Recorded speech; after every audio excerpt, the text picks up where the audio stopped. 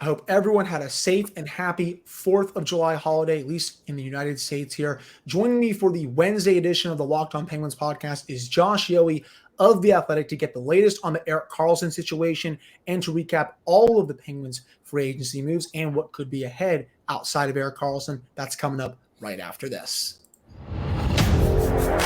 You're Locked On Penguins, your daily podcast on the Pittsburgh Penguins, part of the Locked On Podcast Network, your team every day.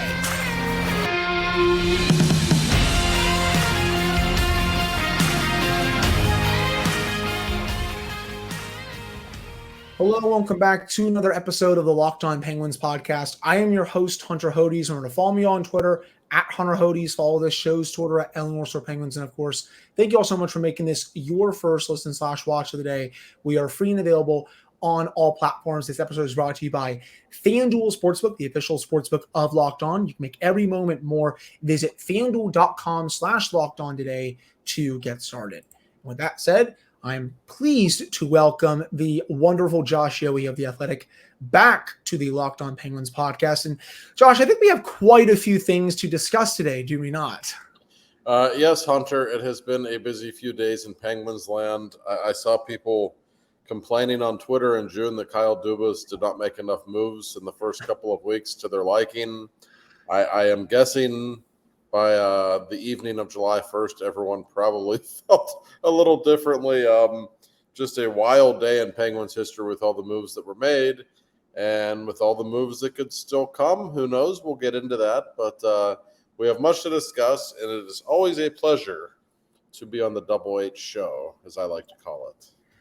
That's, maybe I'll try to get Locked On to rebrand it as the Double H Hockey Show podcast. But Josh, let's start with a move that could potentially come at any time, honestly, and that is the Erik Karlsson sweepstakes. Numerous reports have it down to the Penguins and the Hurricanes.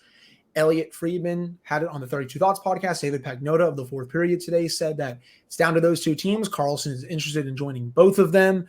The Sharks could be willing to retain $3 to $4 million. What is the latest on that situation? Well, here's what I can tell you. First of all, when this news all came out on Saturday, I think it took everybody by surprise a little bit, right? And I spoke with some people I know who would have such information, and they told me, Kyle Dubas really likes Erik Karlsson. And I think we all know in Toronto, he dabbled with the idea of bringing him to the Maple Leafs too. This has long been a player that has, fascinated Kyle Dubas a little bit, I think. Let's be honest, it's the Paul Coffey of our era. It makes a lot of sense. I was told that on Saturday, the Penguins came, and I quote, extremely close to making this trade happen. Like, it was really close. And I think if I had to guess, I don't know this for a fact, I think San Jose kind of pulled back a little bit and assessed their options before moving forward. I do know that as of the time of this recording on July 5th, the Penguins are still interested. They are not out of this. Kyle Dubas really likes the idea of either Kris Letang or Erik Karlsson being on the ice 80% of the time. And you can see why. The Penguins are a team that are, they're founded by offense. And if you could have Sidney Crosby and Evgeny Malkin almost exclusively on the ice with either Erik Karlsson or Kris Letang, you can see what they're thinking. And I think Kyle made the Penguins better on July 1st, and we'll get into that. I think they're marginally better. I don't think anyone would be surprised if they were a playoff team next season. But to really make that jump into the tier of contenders, I think there's a feeling the Penguins need to do something. They need to make some kind of a change, some kind of a splash. Maybe Erik Karlsson is that guy. We will see if it happens. I don't know if it's going to happen, but it sure sounds to me like Kyle Dubas wants it to happen from everything I've been told. And he didn't dodge it at his press conference on Saturday, Hunter. He came right out and said, well, yeah, I'm not doing my due diligence if this guy's available and I don't talk about him. That was pretty interesting to me. Most general managers in that setting would say, well, I'm not talking about a guy who plays for another team. not Kyle. That's right. I mean, he basically flat out said that, yeah, I gave San Jose a call, and yeah, I'm interested. And I think that's going to continue until this situation sorts itself out. I would assume if the Penguins were to get him, that a whole bunch of salary would be going out the other way because, well, they're over the cap right now, number one, and that's how it would have to be. Jeff Petrie, I assume, would be involved. Mikhail Granlund potentially, maybe a first-round pick. But the thing is, I understand maybe the Sharks wanted to pull away a little bit, but they don't have a lot of leverage in this situation. The player wants out, and he has a no-move clause. They're not going to be getting this massive return that you see sometimes for a true star player. Like, I don't think you're going to be seeing a trade like Matthew Tkachuk for Mackenzie Weegar and Jonathan Huberdeau like we saw this past summer. What you're probably going to be looking at is just a couple of players who are fine, but they're not world beaters, maybe a pick, it may be a prospect. And the Penguins, even though they don't have a lot of assets, Josh, I still think they can do that. They don't have the prospects that Carolina does or the cap space, but I still think they have a package that could theoretically work because, again, the Sharks really have no leverage in this situation. No, you're right. I had long been under the impression that the Sharks were happy just to ditch themselves of his salary. Like, they're a rebuilding team. They stink. So if you're a rebuilding team, why would you want to be paying a guy $11 million? As great as Karlsson is, it was a ridiculous contract at the time. I was always under the impression if they could shed themselves of that salary, they weren't going to be all that greedy with whatever they got in return. It feels like that's changed a little bit. I guess funny what a 101-point season can do. Karlsson, all of a sudden, it looked like he was on the decline for a couple of years, and maybe he wasn't. He just had a magnificent season. So, yeah, the Sharks want something more, but I still don't think it would require some kind of massive package. Number one, Jeff Petrie absolutely would need to be included. There'd be no room for him in Pittsburgh with Karlsson and Letang. He makes, $6.25 million? That would go a long way. And you have to assume the Sharks are going to retain a chunk of his salary. We don't know how much. I've heard 20%, 30%, and that they don't want to go much higher than that. If Karlsson's willing to play for $8.5 million, or rather, I should say, if the Sharks are willing to let him play for that much, if they retain the rest, you trade Petrie. That goes a long way toward becoming cap compliant. Not all the way, but it's a big step. So the question is, what else would the Sharks require? Maybe a first-round pick next year. I know Kyle said he doesn't want to trade first-round picks. Maybe he would for Erik Karlsson. We know the Penguins don't have much in the way of prospects. They got a couple. Maybe something along those lines. I don't think it would take much else, quite honestly. And I think the Sharks are waiting to see if other bidders come to the table. So far, they have not, by all accounts. So if it's down to Pittsburgh and Carolina, we will see what happens. Carolina has more in the way of prospects to offer. Don't forget, though, if you're Erik Karlsson, people might say, well, wouldn't he rather play in Raleigh? They're better than the Penguins right now. Yeah, maybe they are. We don't know that he wants to play there. There are a lot of Swedes on the Penguins roster, too. He could play with Marcus Pettersson. That's his countryman. I've heard he's a good relationship with Carter Kell. And if you ever watched the aftermath of the Chris Kunitz game 7 against Ottawa in 2017, I will never forget the conversation Crosby and Karlsson had and the handshake line. If you think there isn't mutual respect there, you're wrong. Those guys get along. And if you're Karlsson, maybe, I could be on a power play with Sidney Crosby and Evgeny Malkin and Jake Gensel. Hey, that sounds okay. So who knows where Karlsson wants to play. I wouldn't be shocked if he'd prefer Pittsburgh, though. I wouldn't be either. And you're right. Going back to that 2017 Game 7, Sidney Crosby and Erik Karlsson had that very lengthy chat in the post-game handshake. And Karlsson flat out said to him, yeah, go get another one. You're the best out there. And it was a really nice handshake. Very classy, I think, from both of them. And honestly, who Karlsson would play with was going to be one of my next questions, but you basically answered it. I would also put him, you can do either one. I'm not crazy about Ryan Graves on the top pairing. We'll get to Ryan Graves a little bit later because I think Marcus Pettersson is a bit better for the top pairing at this point. But even if you did Graves and Karlsson, I think that could work as long as you put someone with him who has a decent defensive presence, because I think everyone knows Erik Karlsson's defensive work is not good anymore. And that's being nice. It's flat out horrendous. There are people out there who don't like Kris Letang's defensive work. Yeah. You will see that times 100 when it comes to Erik Karlsson. Great player, obviously, puts up a lot of points. But if you don't like Kris Letang's defense, you're going to wish Kris Letang was out there making lower mistakes than someone like Karlsson, which is why you need like a pure defensive defenseman with him. Like you could have Pettersson with him, but I like him on the top here. But Graves, I think, would also work just fine too. Well, I'm sure they would try both looks. And you're right, Karlsson is not a great defensive player. I don't know how much of that is an inability to play defense on his part. I don't think he's great defensively to begin with. I also think just playing in San Jose the last couple of years, I don't know how much he cared about playing defense. Excuse me, I think he wanted to put up his numbers. It's funny you bring that up. Kris Letang had a bad year last season. And when you're analyzing Letang's career, for all the greatness, you cannot deny the guy makes mental errors sometimes that can absolutely drive you crazy. However, Kris Letang at his best was not a bad defensive player, and I hope history will not remember him. He's actually, in that way, he's actually a really good one-on-one defender. He does some things defensively very well. I can't necessarily say that about Karlsson, but I mentioned Paul Coffey earlier. You're too young to remember Paul Coffey, Hunter. I'm sure you've seen the videotapes. I remember watching The Doctor in the 90s. Paul Coffey didn't play defense. Okay, his idea of playing defense was holding on to jerseys. He would always get holding penalties because he'd be behind on the plane. He'd be trying to catch back up. But he also put up 100 points a season.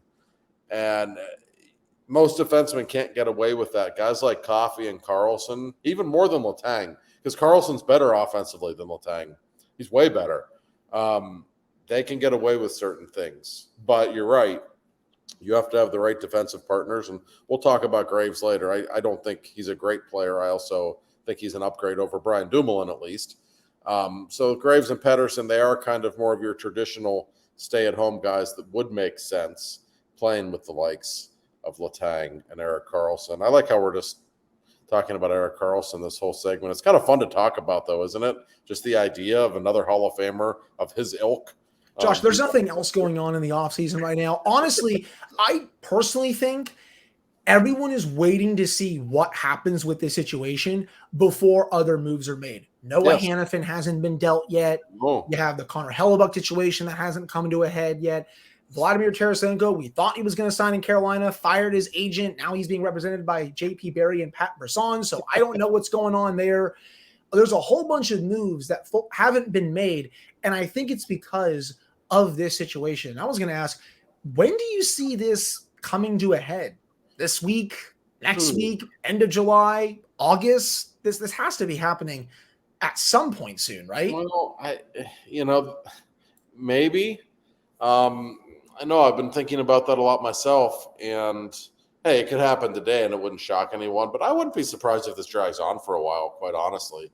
I don't sense that the Sharks are panicking or in a hurry to move him immediately. I think they'll wait during the course of the summer and see what the best offer is. And it's interesting. You mentioned Noah Hanifin. I know for a fact the Penguins inquired about him as well. That was during draft week. He's a guy they were certainly interested in. But a deal like that might have been even harder for them to pull off because Hanifin, has 1 year left on his contract, I think, and he only makes 4.9. They're probably looking for better players in return than the Sharks are, if that makes sense. The Sharks, it's so much more about just salary and salary space. And the Penguins can still create some of that if they want. But Hanifin was the guy they were interested in. They talked about him for sure. But yeah, Karlsson, I would guess at some point in the next couple of weeks we might have an answer. But it could drag on for a while. I hope it doesn't. I don't really want to deal with this all summer selfishly. But I don't think the Sharks are – I think the Sharks are kind of waiting for somebody to sweeten the pot a little bit. That's my sense. Well, Seattle's already out, according to numerous reports. Ron Francis was in there for a bit, and then he ducked out, and now it's just these two teams. But maybe a mystery team comes out of nowhere. But I hope it does happen soon as well. I'm heading to the beach this upcoming weekend through a little bit of next week. You don't so need this. It's totally going to happen during that time, I think. That's often the way it is. And I will also say this. I am going to see my children in Canada this weekend. And the Penguins love to make moves like right when I'm at border patrol and I don't have any cell phone reception. They've done this. Jim Rutherford made 3 or 4 trades literally when I was like handing my passport to somebody and had no internet access. And he always promised me he would try not to do that in the future, but then he quit as general manager. So I don't have that luxury anymore. I just don't feel like I know Kyle well enough to say, hey, Kyle, can you hold off this weekend? So maybe this weekend is when it happens. He'll do it just to spite both of us. Right. But this will be interesting. Also seeing Karlsson on the power play. There's many alignments you can make up for that. Crosby, Malkin, Gensel, Letang, and Karlsson at the 2 points. If you want to do that, you can also just have Karlsson run it himself and take Letang off. But honestly, Josh, I don't know how much Letang is going to like that because he's run the power play for his entire career in Pittsburgh outside of the early years when Sergei Gonchar was still running it. But you can do a lot of things with that unit, and I think Todd Reirden would have a lot of fun. Just to wrap up this segment. No, I do too. And we were talking before we went on the air. I can't wait until the Penguins are like losing 3-2 in the third period with 10 minutes left in a game just to see Letang and Karlsson on the same pairing. Oh my! You know somebody's going to score on that shift. You have no idea which team it will be, but you won't be able to take your eyes off the television when it happens. Those are 2 of the great talents you will ever see at that position, theoretically playing on the same team. Sign me up for that one. Every game, 7-6, 8-7, 9-8. Let's just go back to the 80s. Bet the over. Yep. Yeah, just bet the over every night on FanDuel. And honestly, speaking of FanDuel, take your first swing at betting MLB on FanDuel and get 10 times your first bet amount in bonus bets up to $200. That's right. Just bet $20 and you'll land $200 in bonus bets, win or lose. That's $200 you can spend betting everything from the money line to the over under to who you think is going to get the first home run. And it's all in an app that's safe, secure, and super easy to use. Plus, when you win, you can get paid instantly. There's no better place to bet on MLB than FanDuel, America's #1 sportsbook. So sign up today and visit FanDuel.com/lockedon to get up to $200 in bonus bets. That's FanDuel.com/lockedon. FanDuel, the official partner of Major League Baseball and Locked On. All right, we're back here in this episode of the Locked On Penguins podcast. I'm Hunter Hodes, joined by Josh Yohe of The Athletic. I shouldn't say another, but a big move that was made over the weekend, Josh, was Tristan Jarry, 5-year deal, $5.375 million per season. It came after a lot of goalies signed with other teams like Jonas Korpisalo in Ottawa. He also got a 5-year term, which was a little much if you ask me. Got Cam Talbot going to Los Angeles, Jonathan Quick to New York, Frederik Andersen and Antti Raanta to Carolina. And that left just the Penguins, really, maybe a couple other teams. And there was Tristan Jarry, not many other options on the free agent market, but trade options with Linus Ullmark, maybe Connor Hellebuck, John Gibson, Vejmelka. When you saw this deal, what was your immediate reaction to it, and how are you feeling about it now? My immediate reaction was it was a really good day for Tristan Jarry because Tristan didn't want to leave. He likes it here, and he's set for life financially now. I wouldn't have given him that many years. I wouldn't have given him that much money, but I can't objectively look at it from Kyle Dubas' standpoint. And you have to realize how bad the goalie market was. All those names you just mentioned that signed in free agency, are any of those guys Stanley Cup winning goalies? Probably not. Outside of Aiden Hill, who got his deal, no. Right. And that's the thing. It's such of an unpredictable position. Look at the last few goalies who have won Stanley Cups.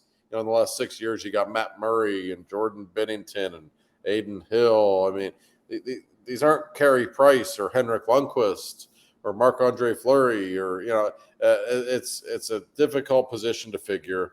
I was surprised Kyle gave him that big of a deal. I feel like ultimately Dubas felt like he was a little trapped and he had to do something to make sure he had a #1 goalie. And if you consider the assets that you'd have to give up for Hellebuck or Gibson, you're having to give up assets. You're having to pay them more this season. And in Hellebuck's case, he's a free agent after 1 year. I think the idea of Jarry was probably more appealing. And I will say this for Tristan. I've been really hard on him in the last year. I will say this. He is physically gifted. Okay, you could make a pretty compelling argument just based on physical tools. He's one of the 10 best goalies in hockey. With him, you worry about it upstairs. You worry does he have the mental toughness to be a Stanley Cup goaltender? Is he going to melt down in big moments again like he has the last couple of years? How was his health? All of that stuff you worry about moving forward. I understand why Dubas did it, but if you gave Kyle some truth serum, I bet he would tell you he was a heck of a lot more comfortable offering Tristan Jarry 2 years and $10 million, not 5 and 26. I mean, I think any GM in that situation, even maybe Ron Hextall, if he was still the general manager by some divine situation, would probably be a bit hesitant. And honestly, I listened to Elliot Friedman on 32 Thoughts, and Hextall and Burke, he reported that they balked when Tristan asked for 5 to 6 years during the season. So something must have changed. He also said that they switched out their athletic support staff. I found that interesting, Josh. So he's going to have a whole different, system there, in terms of, medical stuff and just people getting him ready to play, and also just making sure that he's hopefully not going to get hurt going forward, because that's the big thing with him. I do think when he is healthy and when he is on, he's in like that second to maybe third tier of goalies. Maybe he's like a top 8 to 12 goalie in the league, 9 to 13. He's not one of the top 5 to 7. I'm not saying that. But when he is healthy, and we have seen it before, heck, last season before he broke his foot, when Anders Lee rammed into him late in the season, he was one of the best goalies in the league that year. And if he can get back to that, I think this deal could look really good. It's just that it can also go on the other side where age is like milk if he continues to get hurt and all this stuff. It's a chance. The Penguins are taking a risk. And if you look at Kyle Dubas' history as a general manager, I think he's done a lot more good things than bad. If there's one position that has burned him over the years, it's goaltending. It's always been the issue for him. And you mentioned Tristan. I do often go back to the 21-22 season. He was outstanding that year. And that was, of course, a few months removed from that dreadful Islanders series, which, let's be honest, they lost that series because of him. They didn't lose it because of anyone else. They lost it because of him. And his whole thing that season was about redemption. And he talked about it. He talked about how embarrassed he was by that playoff performance and how he wanted to get back and prove who he was. And he had that great season. Then he breaks his foot. He can't play against the Rangers until Game 7.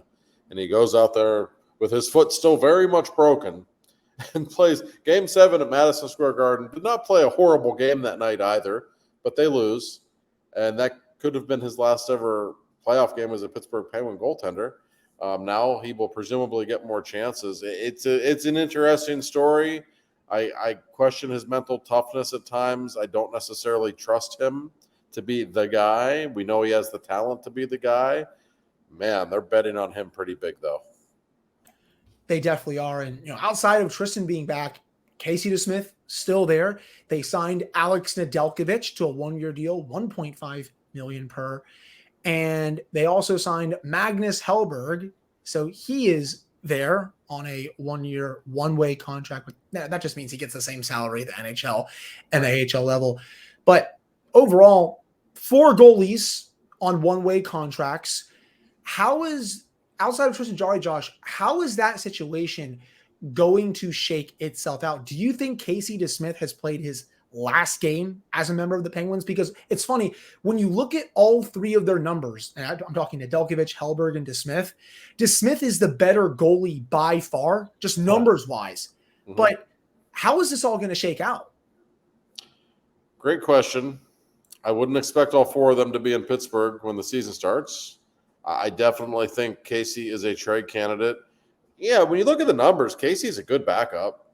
And if you look at his numbers all the way through his progression to the NHL, he often outplays Jarry. His numbers are sometimes better. Now, we must consider Casey's never played 55, 60 games in a season.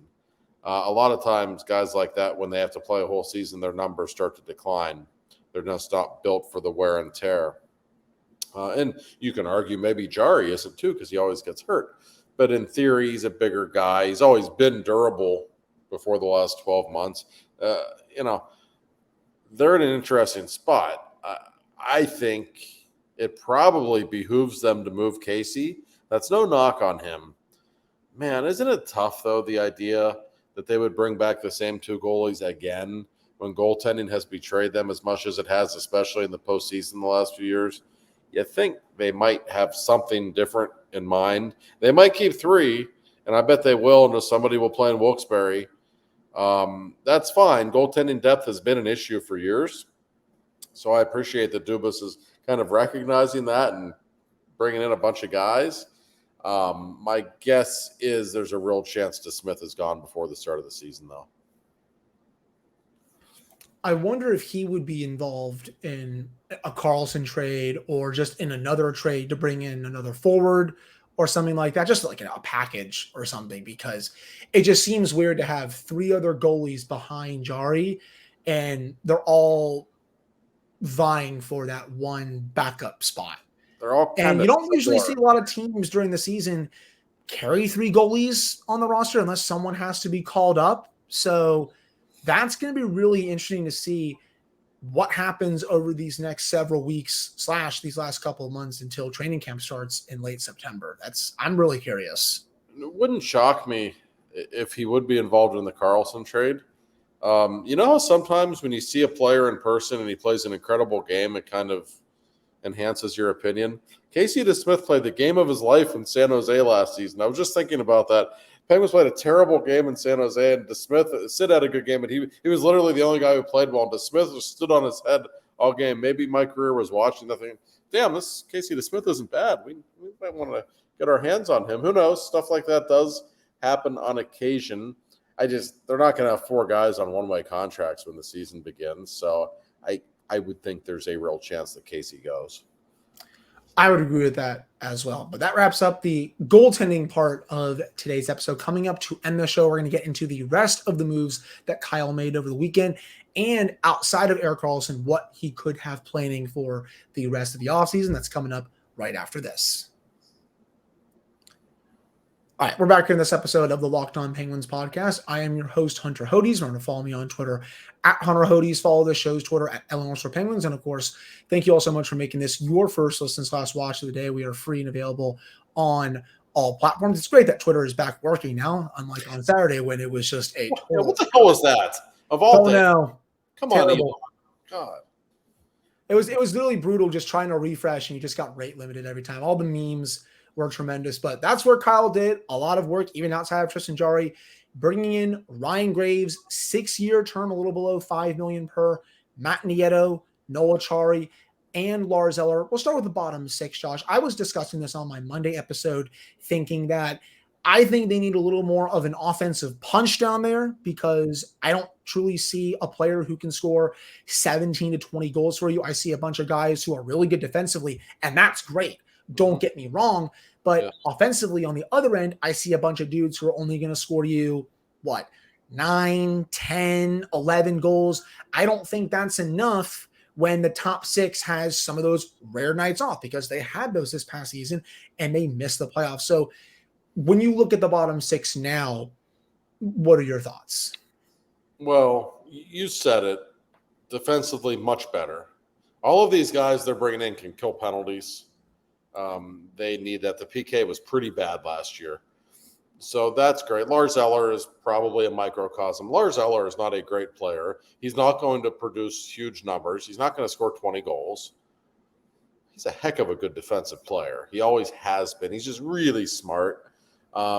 There's some Matt Cullen parallels there probably. Cullen at his heyday, probably a better offensive player. For sure he was. But there's that kind of wise veteran who's great defensively, who's still, this isn't Craig Adams. This is a guy who'll score 10, 15 goals. That's fine. So across the board, and even Nieto is he's not a great player, but he can really skate. He can kill penalties. He's a nice fourth liner. He's fine. And it's an upgrade over what they had last season on the fourth line. So my two things that pop into my mind when thinking about the bottom six. Number one, what do you do with Jeff Carter? Like, he's still on the roster. You can't trade him. Do you just bury him on the fourth line and put him on the right wing and hope he does okay? Maybe. I don't know.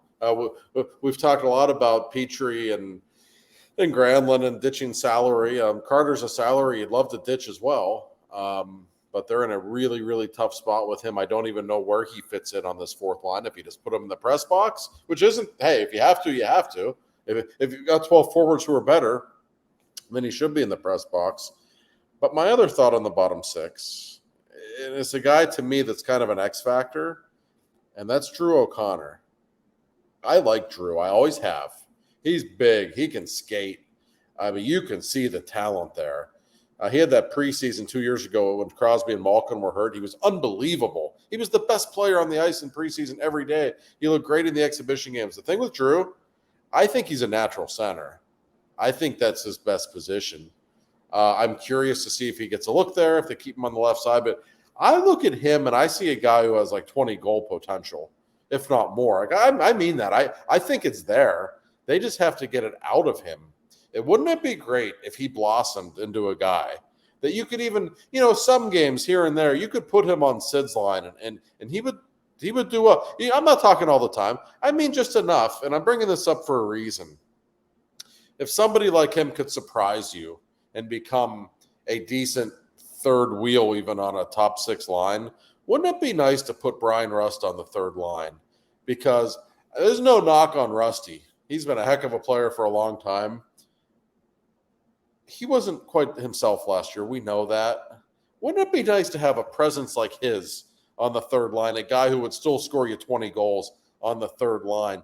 Then all of a sudden you would have some offense in your bottom six, and you wouldn't be as worried about all the guys you brought in not being big offensive-minded players. So just throwing some things out there. I think Drew O'Connor is a very important player for the Penguins. And by the way, I'm a little surprised they didn't bring Ryan Poehling back.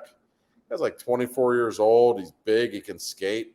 I understand he's not a great offensive player, but I feel like there's some untapped potential there. I was very surprised by that move. But regardless, I think Drew O'Connor is an important guy for the Penguins. If he can become a regular, at least get to 10, 12, 15 goals, I think it can make a real difference. If he can, he played, I thought, decent in his time last season, scored a couple of really nice goals. Yeah, I mean, he finally got time on the third line. If he can produce a little bit more, I would maybe be down for him to maybe get some test runs in the top six. I wouldn't put him there like right away or anything. No, me neither. But wouldn't it be nice if one of these young guys would exceed expectations at some point and maybe give you some options and some flexibility? I thought for a while, I know it's hard to bring in top six people left, and I love Riley Smith. He's a good player.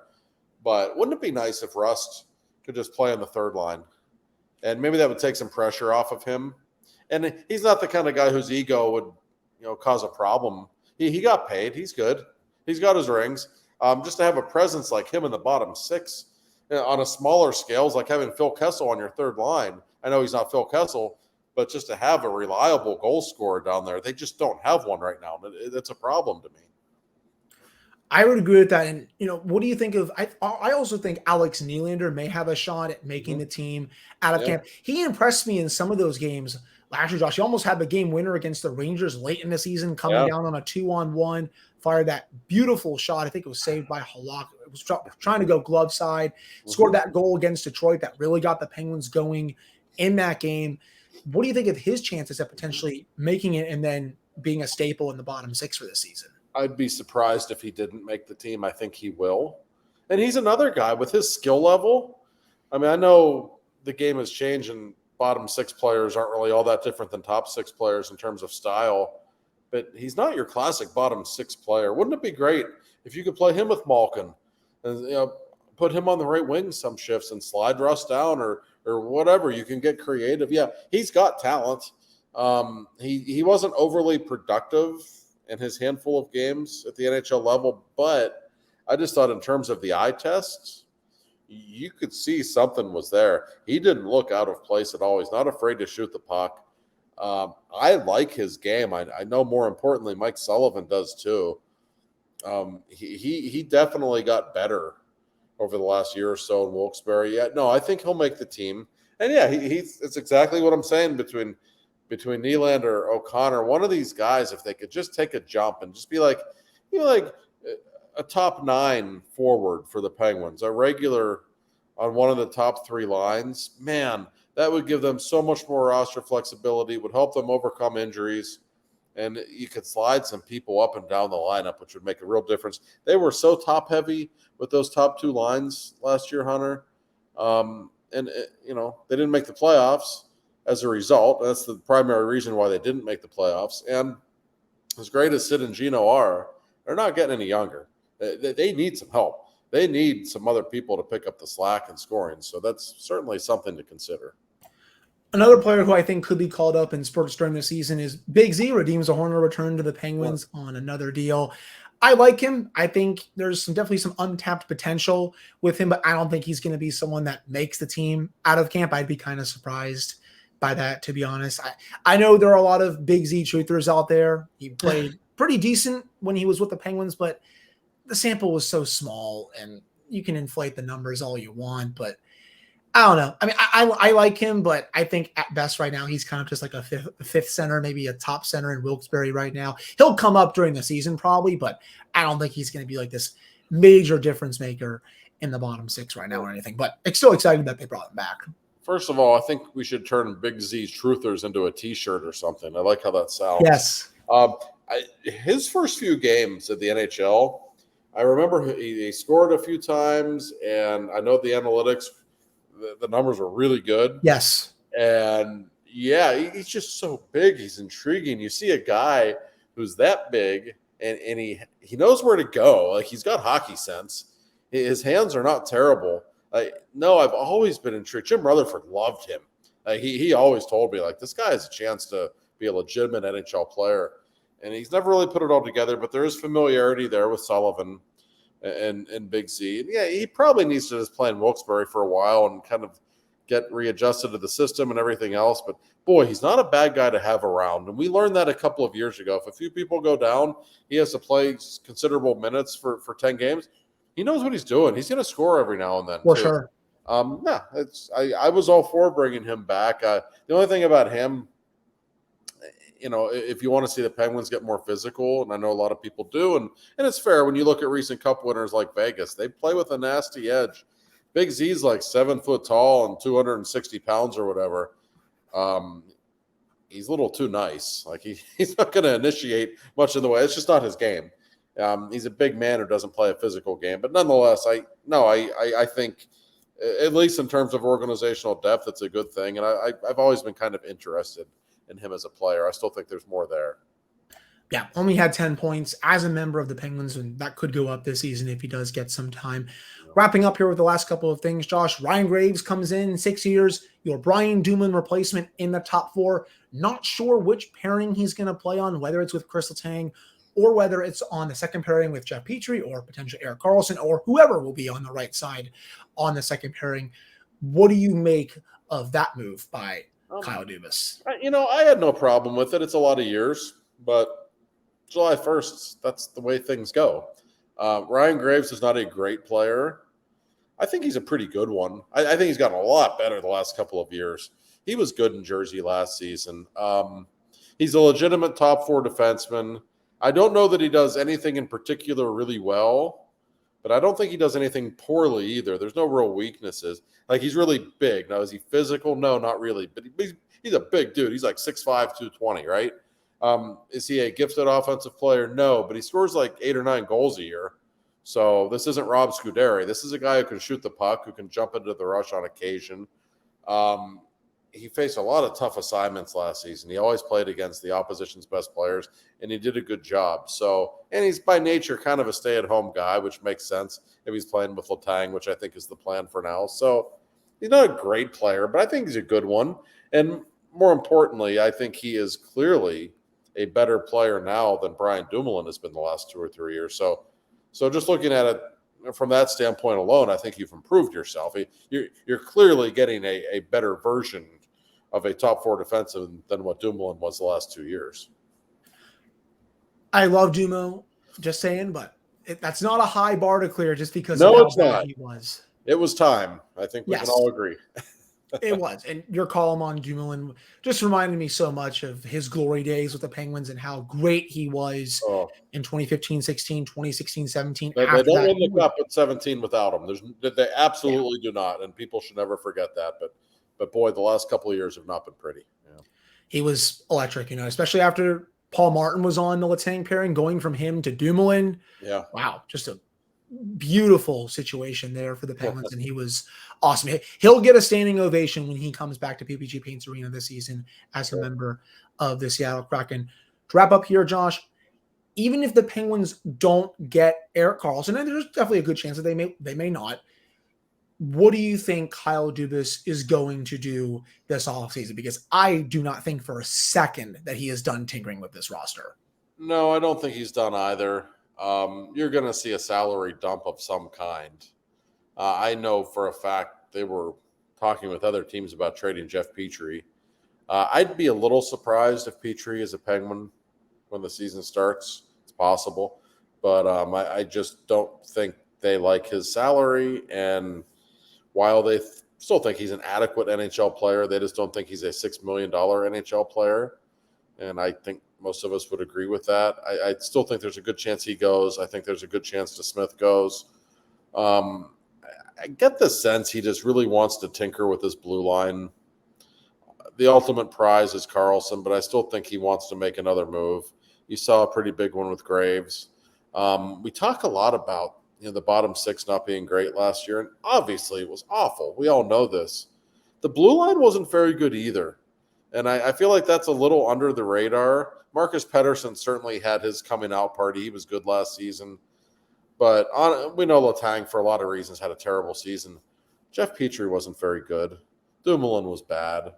P.O. Joseph really wore down in the second. He had some flashes early, but I don't think he's like a sure thing, as a regular NHL defenseman moving forward. He has things to prove.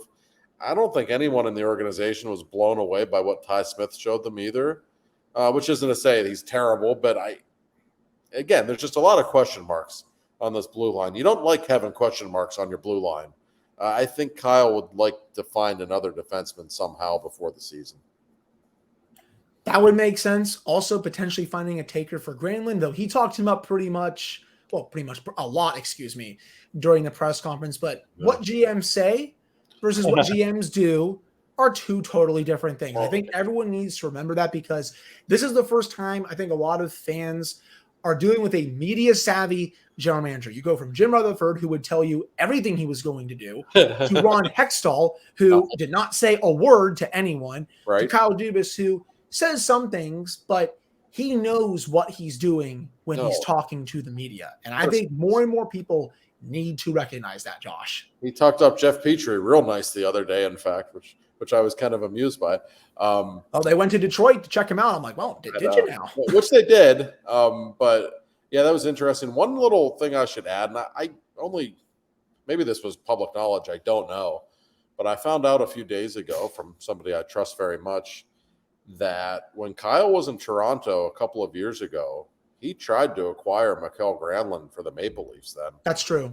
So Granlund obviously is not the same player now that he was even 2 years ago, but that was interesting to me, and it makes me wonder if maybe Dubas likes him a little more than the rest of us, maybe enough to make him kind of a project, a reclamation project this season. Maybe they keep him. I still think they will find a way to ditch him before the season. That's my guess.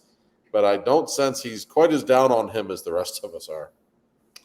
Well, that will be an interesting situation to follow as well. But either way, I don't think this team is far from done tinkering. That's for sure. And Josh, it's July 5th. This is when Kyle said he's going to start really diving into hockey operations hires. Yeah. We could see a GM being hired this month, but he's the de facto GM right now, at least. We'll have to see what happens with that. That's for sure. But I really appreciate you coming on this latest edition of the Locked On Penguins podcast. What do you have coming at The Athletic coming forward? Oh, boy, I'd like to be sitting on the beach for the next 2 months, to be honest with you. But we'll be having plenty of content. A lot of Erik Karlsson articles will be written in the next few days. We are certainly keeping the pulse on that situation. That's, I think, what the fans are most interested in right now. So that's what we're going to be focusing on the next week or so until there is some kind of news. We will get you all the information that we can on that. And there's so much to write about this team. You said it. There could be a new GM. Who knows if he's going to hire a GM? We still don't even know. He may. There could be some more assistant GMs coming. You're going to see other people added to the front office. And, before you know it, it's September 15th and training camp has started. We're only a couple of months away, believe it or not. So it is not too far. No, it is not. So keep it right here on Locked On Penguins. Also keep up with Josh's work at The Athletic. I will have another episode for you all on Thursday. I will be leaving for the beach this week. I'll still have some content coming out for you all this weekend, but I'll have another episode for you all on Thursday, then on Friday to wrap up this weekend. And next week will be the final week of everyday episodes for the next couple of months until the show goes down to 3 episodes a week, which will be very nice because I don't think there's going to be too much happening, but also anything can happen at any time. So we'll just have to see. Again, thank you again, Josh, for coming on. I really appreciate it. And I'll be back with another episode for you all on Thursday.